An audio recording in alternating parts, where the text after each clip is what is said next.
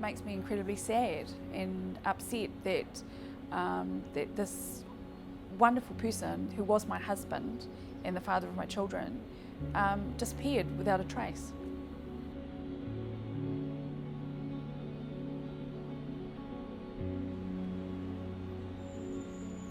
There's 4 scenarios: that there was an accident, that there's some sort of suicide, that is deliberately gone missing, started the whole new life thing, or that there's been foul play.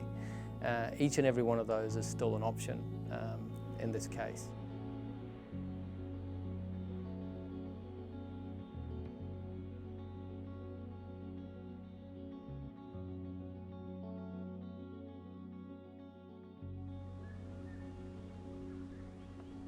I was thinking, oh my God, what's happened to him at work? That was the first thing that came to mind, is there's something, untoward in that instance. He just had an accident or something, and where was he? I didn't really know what to think at that point, because I just thought it was going to be an accident, we were going to find him within the 24-hour period. But once we got past that 24-hour period, I was thinking, okay, he's had a breakdown and he's out there and they'll find him, and we'll just have to deal with the ramifications of that.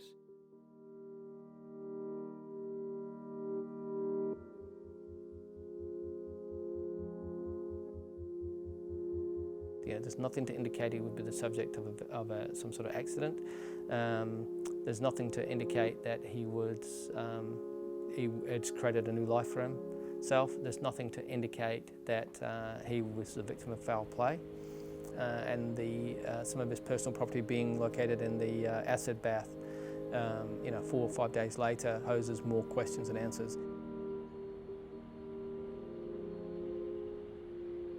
Going through Jim's personal life and unpicking that as the very best we can, there is nothing to indicate even remotely that Jim associates with any sort of criminal enterprise or is involved in anything that would lead him to a situation where he would be the victim of foul play.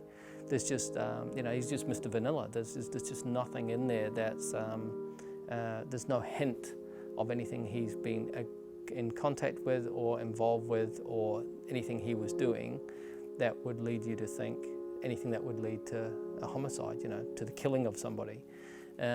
Stuff was going on in his life which does or could be linked to him self-harming, but there's no evidence of anything.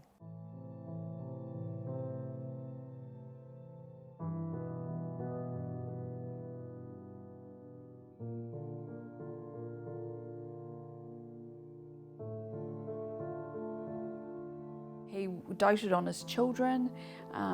We had no financial difficulties. It was like there was nothing to walk away from. So why would you? Mm-hmm. And that's never been plausible for me, because he was always, his commitment was his children and his family, and he'd always want to be there for his children, no matter what. So where is he?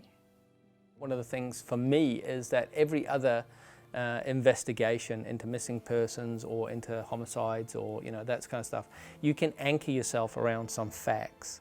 In Jim Donnelly's case, there are more questions than answers, and there continues to be more questions than answers.